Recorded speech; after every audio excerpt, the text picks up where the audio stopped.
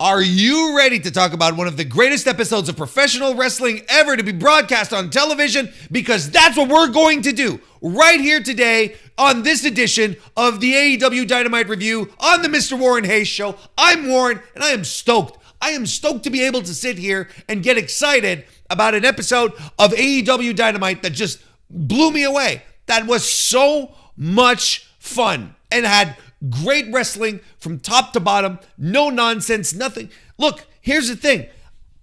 This is exactly the type of show when I sit here and I talk about, and I'm middling a little bit and I'm going, well, this could have been better. I don't quite understand what they're doing. And when I talk about AEW like not living up to what they're able to do, that's often the case. That's often what I talk about. And sometimes, people will talk with me and we'll discuss them and they'll say, oh, well, I didn't know why you didn't like this, Warren. I didn't know why this, you were so. I thought this was great and so on and so forth.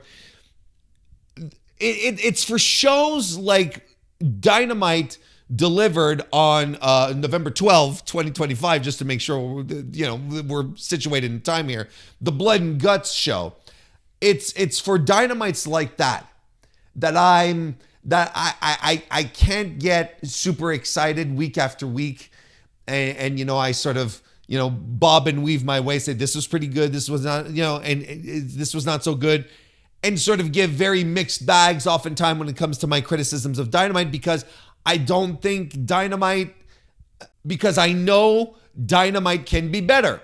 And when Dynamite provides shows like they did last night, then I'm like, of course, this is how good it can be. This is how great it could be, practically on a weekly basis. I understand you can't do Blood and Guts every week, but it's not just a question of having Blood and Guts every week. Everything that AEW does really good, that it's truly the best at, was on display last night on Dynamite. Everything that they do that WWE cannot touch with a 10-foot pole, even if they wanted to, because there's multiple reasons why WWE can't go down these routes anymore. It was all there on display. And not just like the obvious, hardcore, treading into deathmatchy environment, right? Not just that. The authenticity, the grittiness, the ruggedness, that sort of unpolished feel, and I'm not saying that in a derogatory way, unpolished in the sense that it, without stuff being overproduced, where things still feel natural and real. These are all hallmarks of what AEW is capable of doing. And staying focused on producing some great pro wrestling with some great pro wrestling angles. Things that you're like, now I see where we're going. This all makes sense.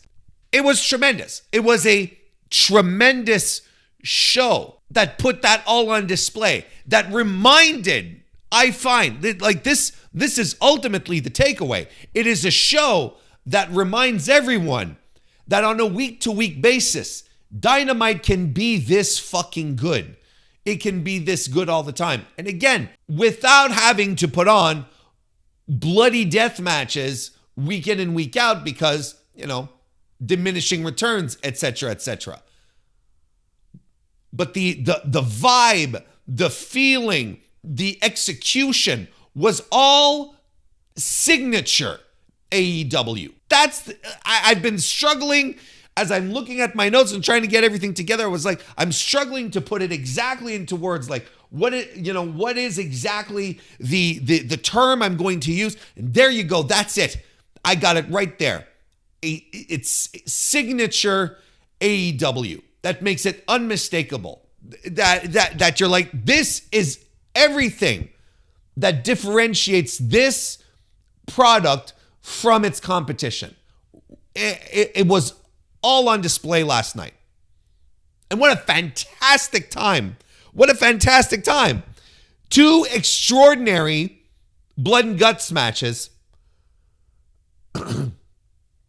which were legitimately great. Both of them. Now, I want to make sure one thing stays clear, okay? I'm not retconning anything that I said in the lead up to this in regards to Blood and Guts. When I talked about it last week on the review or last week on the podcast, when I was saying that I don't feel the matches are earned, it's kind of annoying that Blood and Guts is an annualized affair instead of, something that you use to finalize feuds and whatnot. I still stand by all of this because afterwards, as I finished watching the entire show and I was buzzing about it and was thinking, this is so good, I was thinking to myself, this is the thought I ended with.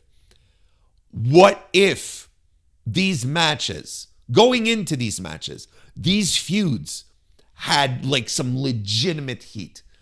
Imagine if we had gotten to a point where the feuds with all these people in both of these matches had reached such a fever pitch that, the only way we can settle our score is through Blood and Guts. Imagine that if we had had some long-term stories coming to a head here. It wasn't the case. And I still stand by what I said. But I'm not here to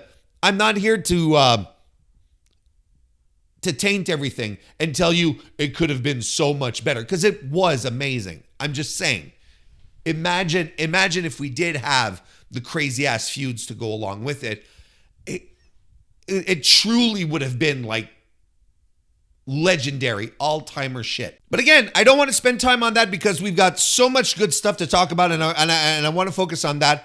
The two Blood and Guts matches, and then a tremendous match between Hangman and Powerhouse Hobbs, which is, somehow going to get lost in this mix, and a great angle on top of that. Like, you'll see as we're going along, when I'm talking about signature AEW stuff, where everything here was signature AEW. Okay, so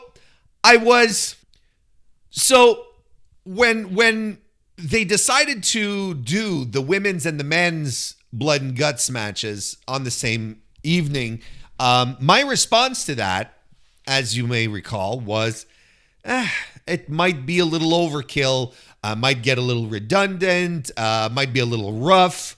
There'll be certain things that, one of the two matches will be able to do, the other won't, because they will have been done in the other match, or will be done in the other match.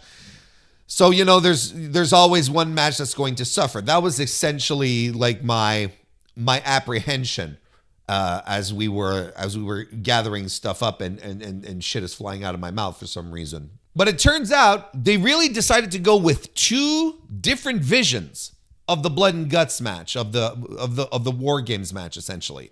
Where I felt like the women's one was, it was weapons, it was plunder.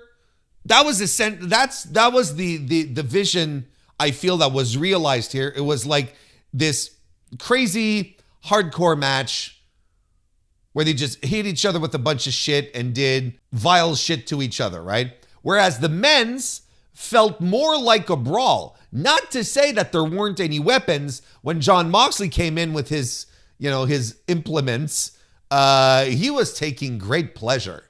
He was taking great pleasure in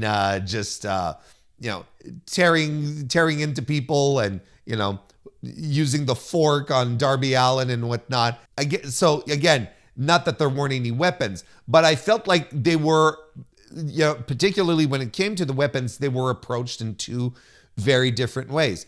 The women really went balls to the wall with it, whereas the men's match was more of a brawl. It really was more of a brawl. And I think that tonal difference helped in create the distinction between the two matches that made them both feel like unique and fresh in their own way. That's why we're everyone is sort of commending the evening and just going bonkers because I really do feel that both matches were thought in such a fashion where both decided to just stylistically try out two different things. And the end result is that you were excited for both. You ended up getting both matches, and then and by the time you get to the men's, which was the last match on, the main event, so to speak, you were like, there was still stuff you hadn't seen, and they were approaching it in an entirely different way. It was really well done. It was extremely well done, and kudos to everyone involved to putting that type of vision together, where we're just not going to, copy paste each other or do derivative work from one another. We're really going to try and deliver on two different levels, which was absolutely fantastic. But look, I mean, those are some big picture thoughts. Why don't we start getting into the nitty gritty here? 4,863 tickets were distributed at the Greensboro. In Greensboro at the First Horizon Coliseum. I could be sitting here telling you, talking about, attendance and, talking about how they filled up a fourth of an arena, so on and so forth. But I think what I want to do here is focus on the show, and the business aspect of it will be for another time. We'll have other occasions to break it down. I think right now what I want to talk about is the shit that really got me excited last night. And we're going to start with the women's Blood and Guts match, where the team of Marina Shafir, Megan Bayne, Mercedes Moné, and the Triangle of Madness defeated the team of Harley Cameron, Willow Nightingale, Jamie Hayter, Chris Statlander, Mina Shirakawa, and Toni Storm. So, like I mentioned, this was, a weapons fight. It was about just swinging at your opponents with everything you've got and trying to hurt each other as much as possible in that regard. And look, everyone is talking about it. Everyone is seeing the pictures right now. Sky Blue just had a Muda scale level blade job that it was frightening, actually. Suited her well, don't get me wrong, but it truly was a frightening ordeal. And look, I thought look, there were a bunch of people in this match who were very good and added a lot. I think Chris Statlander was a major played a major part of that. I thought she was remarkable throughout the match, really coming across as the champ, as the top woman of the division, getting some great spots. Of course, she took the bed of nails spot on the floor, which was that was something else. I think Marina Shafir in this match was as close to an MVP I think that you can call in. She was so incredibly good. This match highlighted everyone's strengths. And when your strengths already are, just brutalizing and maiming people, then they get accentuated tenfold. I've talked about Marina Shafir multiple times. I don't think she's a particularly good pro wrestler. I sort of shudder at the thought of her getting into the ring to wrestle. But the role that she has within the Death Riders is impeccable. I think she's great at what she does. And that character of her being a killer has been, or came to life in this environment here, where she didn't have to particularly wrestle. Like, she didn't have to string moves. She didn't have to, lock on holds and transition into shots. She didn't need to rely on that. She just needed to rely on the fact that for the past year or so, right, or close to a year, she has been positioned as a killer, as a silent threat, and she was completely unleashed. Everything she did, all the way to the finish, was so good to a degree that I'm like, I wish she had joined. I mean, look, she was the last to join, if I'm not mistaken, right? I think she was the last. No, it was she, then Toni. Toni was the last woman to join. But she was the last on the heel side.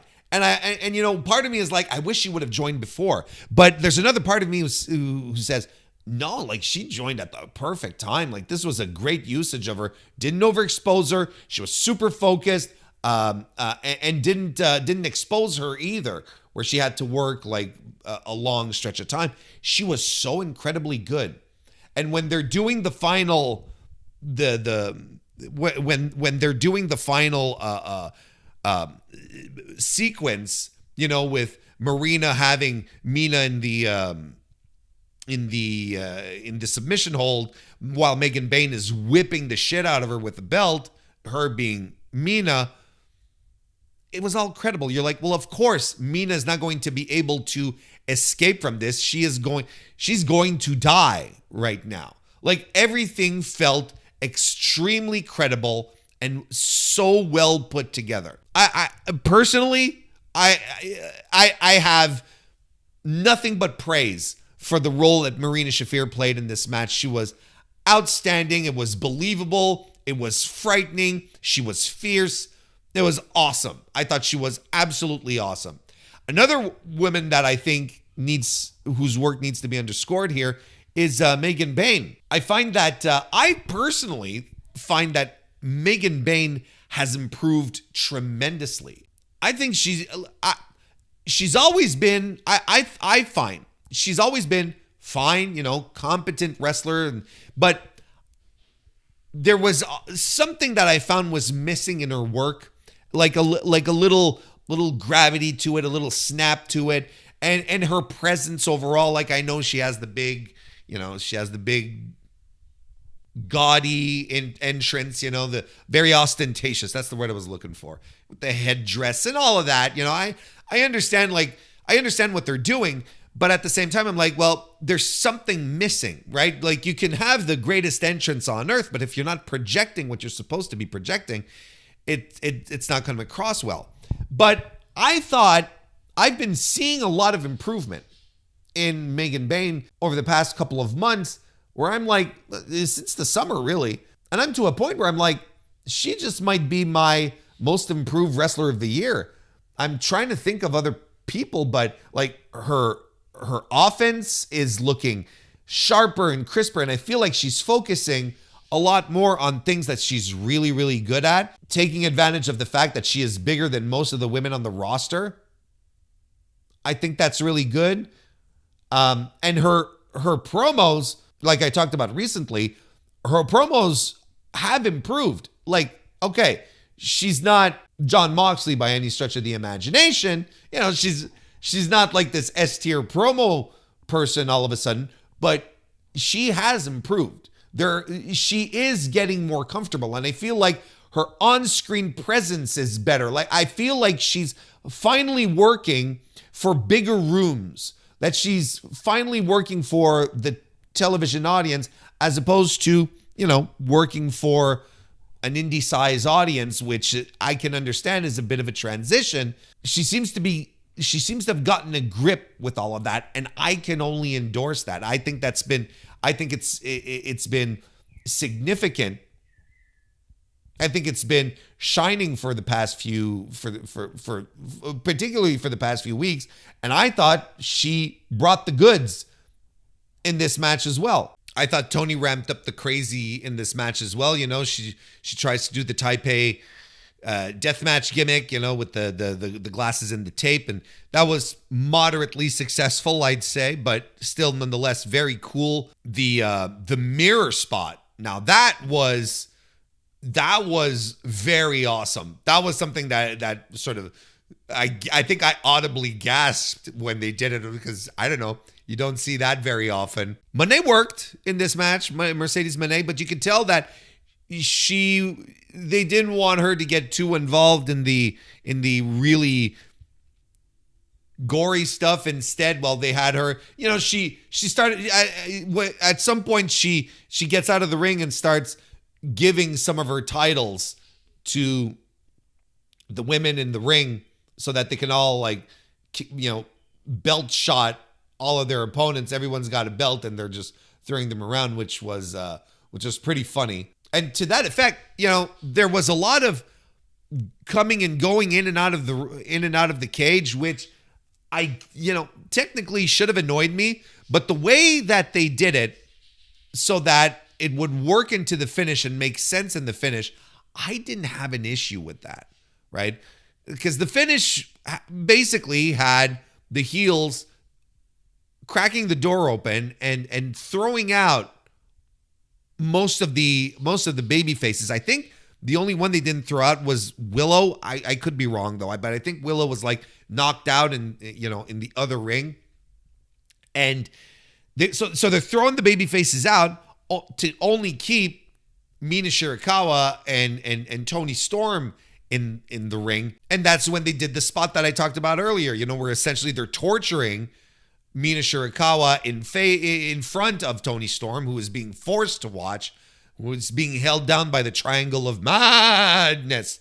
And essentially Toni calls for the surrender, right? Because you can only win by submission or surrender in these old school War Games rules.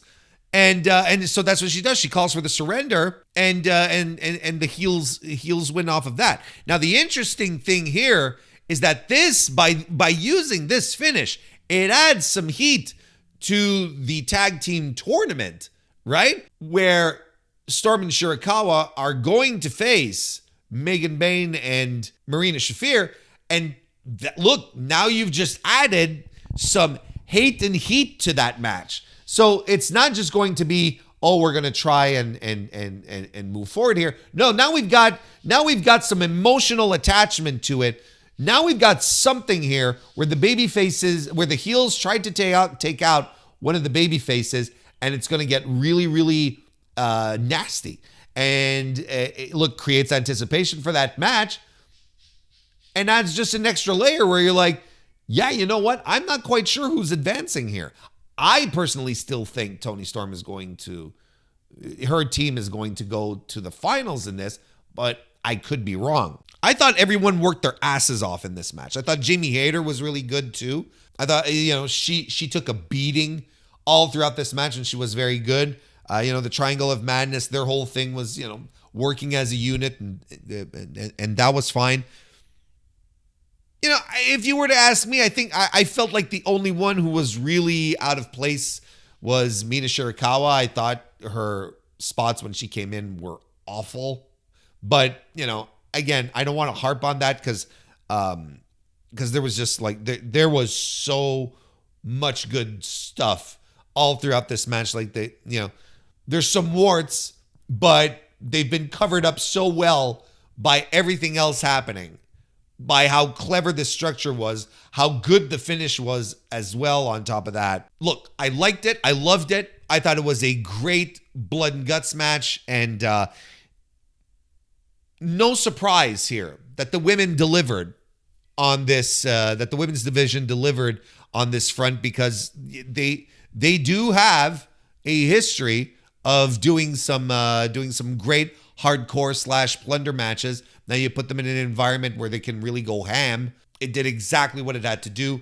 It advanced some feuds as well on top of that. Oh yeah, and there was the puppet spot. There was the puppet spot where it's like Harley had the puppet, and then the Mercedes Moné puppet, and Mercedes removes the puppet, only to reveal that Harley had brass knuckles. And I was like, that's pretty good. That's pretty good. Anyway, it was a good one. It was really, really good. 4.5 stars, if you ask me.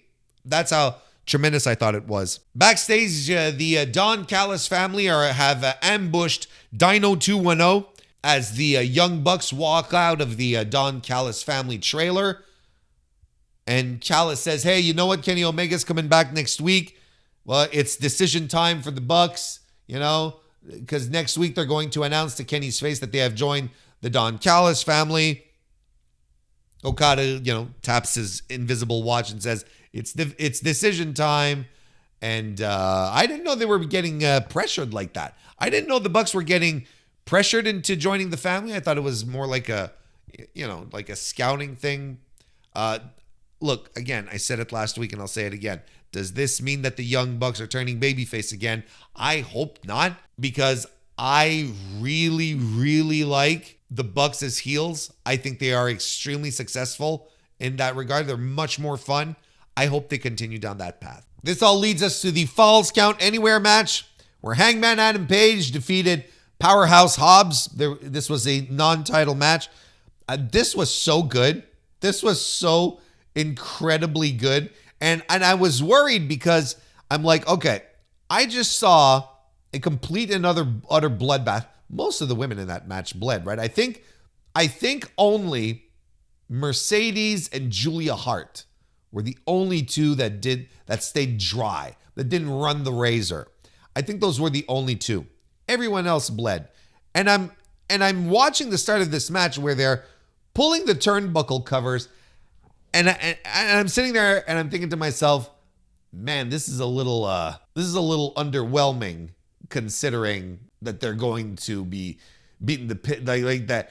That I just watched a match where people are gushing blood and are being, mirrors are being thrown in beds of nails and all this shit. I'm like, an exposed turnbuckle corner ain't gonna do it for me. You know what I mean?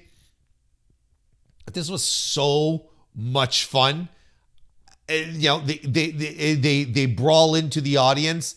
Of course, okay. So there's that incredible spot, right? Of course, of Hangman doing the back body drop on Hobbs, whose foot, like, they were, while they were on commentary. I'm trying to say too many things on once. They're on commentary. They're on top of the commentary table. And Hobbs, as he's setting the move up, as he's walking, his foot sort of slips through a hole in commentary where they have the cables and whatnot come out, and it slips through him, and I'm like, oh my God, like, this is going to be a fucking disaster, isn't it? I was terrified that something was going to go wrong. Nothing went wrong, which is tremendous. And so Hangman back body drops Hobbs off the table to the floor, and Hobbs lands right on his ass, straight on the tailbone. There is no way that felt good. There is no possible way that felt good. He landed so hard he bounced. He literally went bump, bump, bump. It just an incredible spot. And just before that, Hangman got power slammed. The world's strongest slam, right? More like that. That's not a power slam. It's the world's strongest slam. Hobbs does it a couple of times and then climbs the stairs, the steel stairs, and just drops Hangman like back first on the stairs. I'm like, Jesus Christ, okay, this is really rough. And then they go into the audience, and he's doing the triangle lariat. He's doing he's doing the Orihara moonsault. You've got Hobbs who puts Page through a table with a spine buster, and can't get. But Hangman keeps counting out.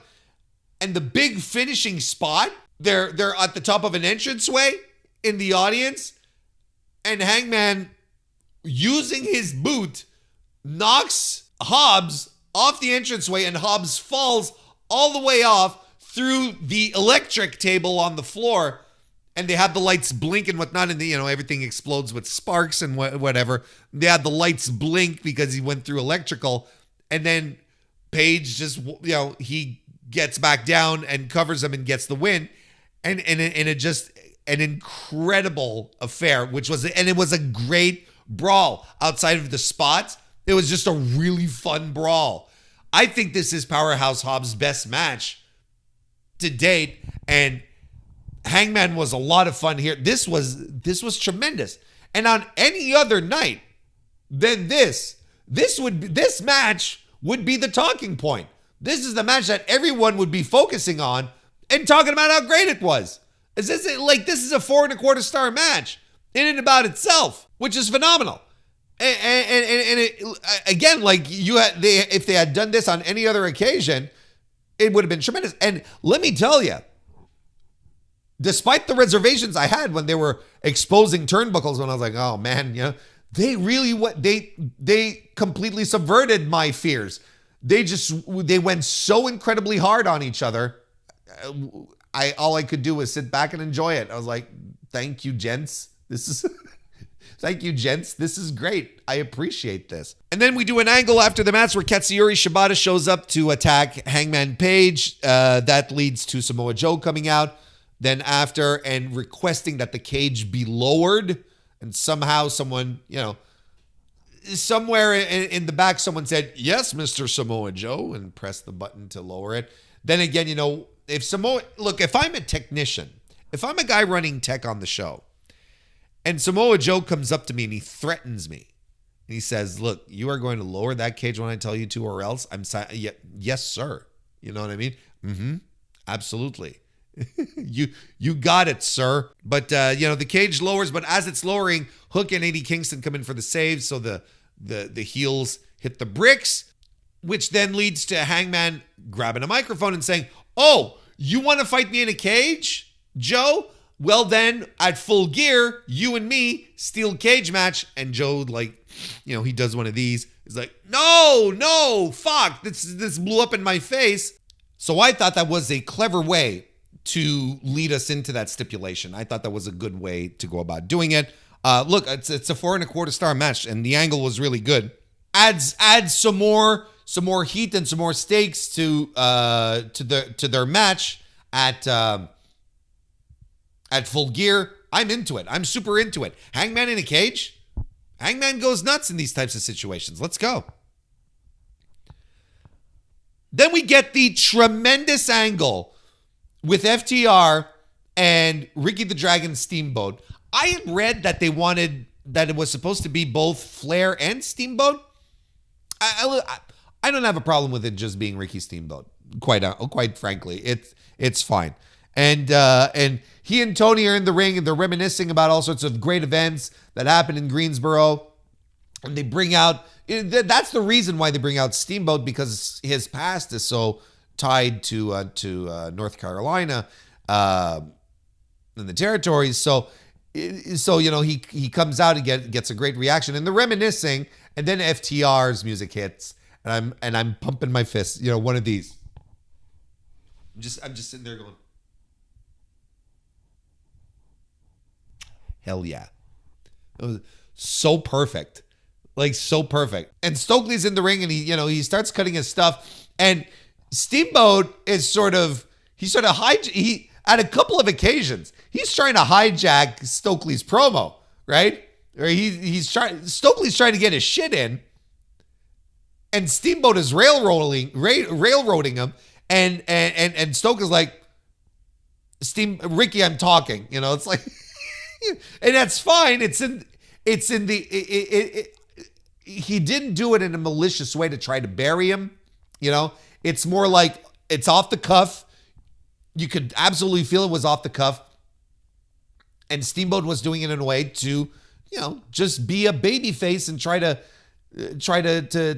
screw with the heel. But Stokely got all his stuff off. He was fine. He looked good. And it's funny also because Steamboat, as FTR coming in, he's pointing to Dax and says, "I know that guy."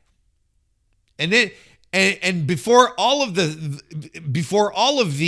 unpleasantries start with the heels, Steamboat is like, "I trained this guy 12 years ago," or something to that effect. And look at him now climbing up the ranks like he's putting him over. Yeah, and you could feel like this was off the cuff because no one exactly, this was sort of off the script or whatever they had intended. But Steamboat, in his mind, he's like, "Look, we're going to really establish the fact that this that I'm a babyface and he's a heel, and I'm going to give him some material so that he can work off of it, so that the audience will say, well, look at this asshole," right? Because Dax brings up the fact that Steamboat trained him later in his part of the promo, because there's Stoke, there's Cash who cut promos, and then Dax. And it's only then and there that Dax brings up the training thing. So, did Steamboat jump the gun a little bit? Did he? Yeah, sure, but who cares? It all worked. It was all very entertaining. I thought it was excellent, actually. And they're talking about, they're showing pictures that FTR was the team that wrestled with Ricky Steamboat in Ricky Steamboat's last match, and they showed pictures of that and all of that. But essentially, Dax does the disingenuous stuff, starts saying that he's a bigger legend than Steamboat. Tensions start to rise, and then Steamboat's like, okay, you know what? I'm going to leave. Discretion is the better part of valor. I'm out of here, toots. I'll be the bigger man here today. But FTR go after him. They start attacking him, which triggers Bandito to run in for the save. Even Steamboat rallies back with some strikes on Dax. Was it on Dax? It was on FTR at the very least. And, and FTR have to hit the bricks. So it was a nice feel-good moment. You got the big baby faces come in to hang out with the babyface legend from the North Carolina territory. So there you go. Look, this was a great promo segment. Again, signature AEW stuff. Just like I forgot to mention that the brawl as well. Let me go back to the brawl for a second. I forgot to mention it. It's signature AEW stuff. Because the other company, if they do a Falls Count Anywhere match or a Last Man Standing match or whatever, they're never going to go as hard as Hangman and Hobbs did. It's not going to be that great. It's not going to have that fantastic a finish. It's not going to look like it did in that match. Why? Because AEW doesn't overproduce things, doesn't make things overly sanitized. They don't control every aspect of it. No, it's AEW does things different. Signature AEW. Same thing here. Look, think about how WWE would present this promo segment with FTR and Ricky Steamboat. Ricky Steamboat is not flying off the cuff, He's especially not getting some licks in at the end. You can already picture how this promo looks like and how artificial and overproduced it felt like. It would feel like, I should say. In this circumstance, in what we saw last night, there was nothing artificial about it. It felt grounded. It felt real. It felt like it was going off the rails a little bit, but in a delightful way, like in a good way. Signature AEW. Stuff that the other guys they can't do it like this. And that's what makes AEW very different. Love the segment. Tremendous stuff. And that leads us to the men's Blood and Guts match where Darby Allin, Roderick Strong, Kyle O'Reilly, Mark Briscoe, and Orange Cassidy defeated the Death Riders in this match. And look, like I said at the start, very different in execution, in style. This was about brawling. There was actually like wrestling in this match, particularly at the end. We'll get to that in a second. Not that there wasn't the goofy stuff that we all want to see, right? You've got, Darby Allin comes in with the skateboard. You've got Orange Cassidy who's using his sunglasses, to stab Wheeler Yuta and all that. Like you had these types of creative uses and things. And then we have the story within that of Mark Briscoe missing his cue, right? He wasn't able to get to the cage at his moment, which I think he was supposed to come in third, if I remember correctly, and he didn't make it. So despite the heels losing the advantage and having the baby faces start with the advantage, which is really, really unusual in War Game settings, let's be honest, that doesn't happen very often. Despite that, the heels ended up having the advantage because Mark Briscoe got punked out. I believe we are supposed to assume that it was the Don Callis family's doing. Probably like Kyle Fletcher took out Mark Briscoe backstage. So, you saw the confusion backstage. And they were like, well, we got to send someone. You got to go. And Roderick Strong says, fine, I'll do it now. I'll go. So he substituted for Mark Briscoe at that point. But for the longest time then, until Mark Briscoe did eventually make it to the ring, the baby faces were lagging behind. They were at a disadvantage. And I thought, once again, in this match, it was tremendous. Look, Darby did insane Darby shit. That's what he was there for. That's what he loves to do. And he was able to deliver without an issue. I thought Claudio here, who always seems to avoid getting really into the true violent nitty gritty. You know what I mean? Like, instead of like getting his hands dirty and working into the blood and stuff like that, which he always seems to avoid doing, he nonetheless comes across in this match as a complete beast, because that's how he's booked. He's booked like a beast. And in this match, he's doing his typical beastly things with a little extra oomph. And, you know, like he does the big swing. Look, he does the big swing on Darby while Orange Cassidy is on his back. And you're like, this is Claudio. This is exactly it. Like, we don't necessarily need Claudio to, you know, pick up one of Moxley's tools from his toolbox or whatever and start cutting into people. That's anti-Claudio. That's not what Claudio is. Claudio's a fighter. He's a warrior. You know, he'd be the kind of guy who'd tell you, yeah, I have 2 registered weapons. They're my fists. You know, he'd be that kind of guy, right? But it was good. Like, it was good. And Kyle O'Reilly, when he comes in, well, he starts targeting Claudio's legs. And I'm like, we're getting technical wrestling in a blood and guts match. We're getting like, you know, we're picking apart Claudio's legs, taking away his support. Like, okay, you know, from that point on, I was like, okay, this is not going to be the same thing here.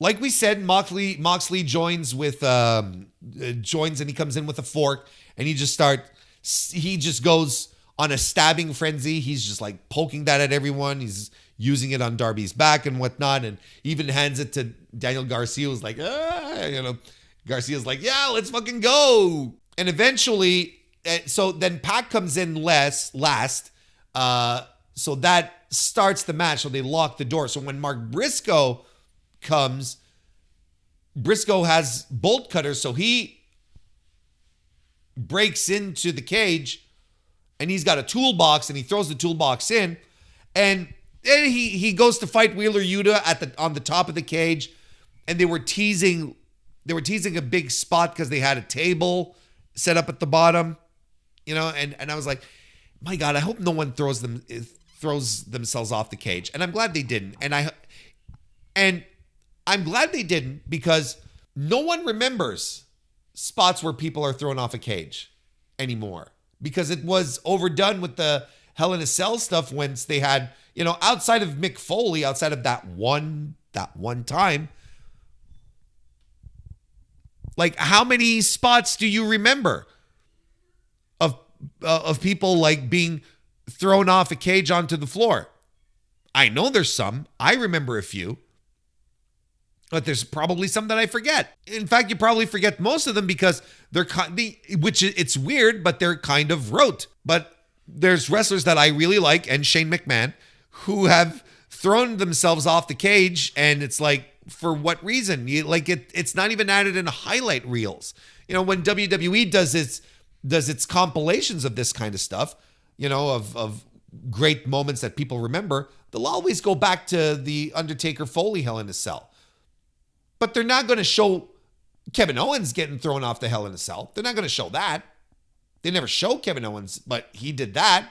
Kevin Owens did. You know, like, there's stuff that we don't need necessarily. I'm glad they didn't do it, because these spots are not memorable anymore. It's more like it's an on the spot, it's a spur of the moment thing, but no one ever remembers them, and it doesn't add to the match anymore. And I think that as everyone has become more and more sensitive as to what these types of spots represent, especially, you know, when Mick Foley documented very, very well all the injuries that he suffered, you know, from all the falls that he took in that match, I think a lot of fans are not necessarily keen on that happening. We're more like, oh shit, I hope no one dies, you know, kind of thing. And that's not necessarily the reaction you want. So I'm glad they didn't throw anyone off the cage. And of course, the big spot of the match, which is equally insane, don't get me wrong, I think, Gabe Kidd shows up. Awesome. And he mugs Darby Allin, who is outside of the cage. We're going in and out of the cage here, but it doesn't matter. And he and Pac basically start working over Darby Allin, bring him to the top of the entrance, and they use a belt to sort of strangle him, which is, it looks like they were about to hang him from the top of the entrance, the little entrance tunnel. So because Pac is at the top and he's dragging Darby up with the belt there, and Gabe Kidd in the meantime is setting up 2 tables on the floor and then is covering them with lighter fluid and a lot of lighter fluid. And I'm sitting there going, oh, holy brandy, here we go. And Pac then they set the tables on fire. Pac has Darby in a gorilla press and just like, whee, just yeets him from the top through the tables. A perfect throw. But I'm just sitting there going, what the fuck just happened here? That is legitimately insane. An insane spot. Darby got on fire a little bit, to be expected, but they were ready for it. They were ready for the spot. It turned out great. What a fucking spot. But the babyfaces rally, and it all boils down to Kyle O'Reilly and Jon Moxley, who start trading submission moves on each other. And they're in and out of stuff. Bulldog choke on O'Reilly. I'm like, man, the guy is dead.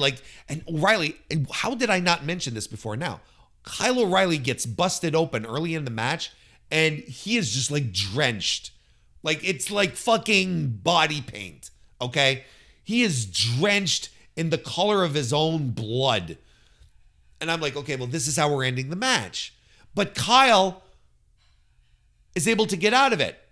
Gets Mox into an ankle pick, right? An ankle lock.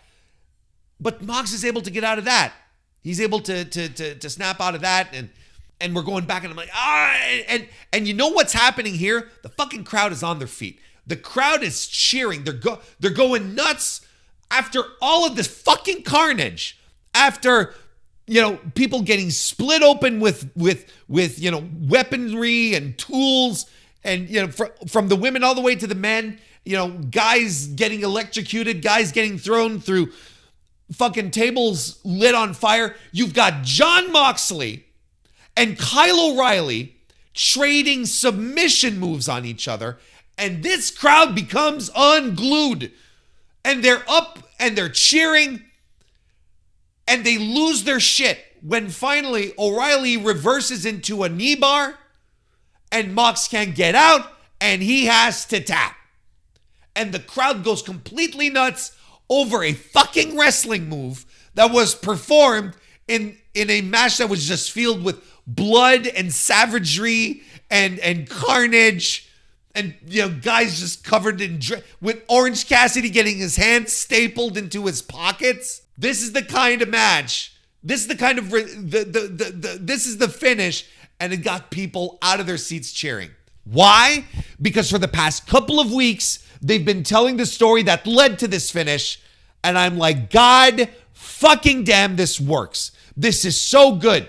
Signature AEW. Telling the story that Kyle O'Reilly has Mox's number because Mox is a fucking coward. Because Mox can't get the job done without his guys. He talks a big game. He comes across as a tough guy. But when it boils down to it, when it's just him having to deal with shit himself, he cannot get the job done. It's just as simple as that. This is the story they've been telling. Mox, in the first match with Kyle O'Reilly, had to punch the ref instead of tapping. The second match, they were counted out. They were counted out of the ring because Mox was in fucking trouble in a guillotine, and they just couldn't, they couldn't beat the 10 count. And now Kyle O'Reilly wins the match for his team. Submission move on fucking Jon Moxley, who once again shows he ain't got it. He is coming apart. And a lot of people thought there was going to be a turn for the Death Riders tonight. That the Death Riders were going to turn on Mox, and I'm glad they didn't. Because this finish had to sink in. This finish has to marinate. God, I hope they cut promos. I haven't seen anything as when I'm recording this, but I hope Mox, the Death Riders, they cut promos. Look, they had Pac cutting a promo in the lead up to the event. And he's all fired up and he's all pissed off. If he wanted, he being Pac, if he wanted to stake a claim and say, look, I did the job. I did what you couldn't do, John. I got rid of Darby Allin. I threw him off the top of the entrance through some flaming tables. Like, if they wanted to do that angle, they could. We'll talk. I think we'll talk on another occasion. As to whether or not the Death Riders can survive without Mox, or how the Death Riders could survive without Jon Moxley, and would they still be perceived as a top-level threat if they're led by mid-carders and all that? That's a legitimate discussion to have. But not now. Not now. Right now, we're going to let this marinate. We're going to let this finish sink in, and we're going to bask in it because it was fucking fantastic. And like I said, a complete different path from what they took with the women. Just great. Great. I give this another 4.5 stars. Both matches were absolutely phenomenal. I give this 4.5 stars as well.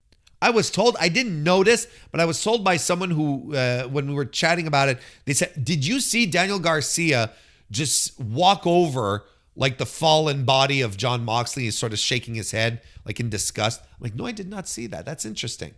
That's very, very interesting. A lot of people say, I've also seen some comments, oh, what a great way to elevate Kyle O'Reilly. I don't think they're elevating Kyle O'Reilly. You don't want to elevate Kyle O'Reilly. Not now. Not in his state. I think he's perfect where he is. I don't want main event Kyle O'Reilly, quite frankly. We've seen attempts with that in the past, and they weren't necessarily very exciting. I think Kyle O'Reilly is great in the role that he holds. And I think it's great that a mid-carder can just like swing in and get a win off of a top guy and just, continue. We move on. It'll help create some credibility. He'll probably be able to coast off of it for a couple of weeks, but I don't see this as an elevation. I don't see this like, it's Kyle O'Reilly moving on to the next level. No, I don't think so. I don't think so. But again, how he was used and how everything came together here was phenomenal shit. Just absolutely remarkable stuff, and a great show. Just an excellent fucking show. I don't know what to tell you. If you didn't like this, I don't know who you are. I don't know where you live. But the thing is that I know that there are people who don't like this, and you know who they are. And we don't have to give them any air. Let them enjoy the shit that they want to enjoy. Let us enjoy the stuff that we do. The stuff that is signature AEW. Just like everything that happened on this show. It's a perfect encapsulation of everything that AEW does best. And you can look beyond the blood and gore and all of that. You can look beyond that. Because it wasn't just that. The way they told their stories, the way they present them, the way they make the way their angles come together, the way their matches are produced and brought together. That is all signature AEW. I said recently that AEW TV, like the weekly TV, struggles. It struggles to get the same amount of excitement and vibe that the pay-per-views do. And I said, like, if Dynamites on a weekly basis had that same level of excitement as the pay-per-views do, this promotion would be unstoppable. And there's a lot of problems that would be solved week to week. And you've got proof here tonight. Like, this was such a high-level execution of what they're able to do. And they can do this regularly. They can do this regularly because they have the talent, they have the know-how, and they have the vision, the direction to make it happen, and so that it doesn't look like, another serving of WWE just under a different flavor. We've got enough different flavors of WWE going around right now. I will hammer this home as long as until the cows come home. AEW will always be at its best when it does things that only it can do and the opposition cannot. And that's what we got on Dynamite Blood and Guts. And that's why the show was so great. Just like this review was great. At least I hope so. Thank you for watching, for listening. If you haven't already, leave a like on the video or a 5-star review on Apple Podcasts or a 5-star rating on Spotify. I'll be back soon with more stuff. Look, let's just go enjoy let's just enjoy this not this pay-per-view. It felt like one, but this Dynamite. Let's go enjoy it. Have fun, everyone. Thank you very much for watching, listening. Go watch some Randy Orton and get back to me, and I'll see you next time.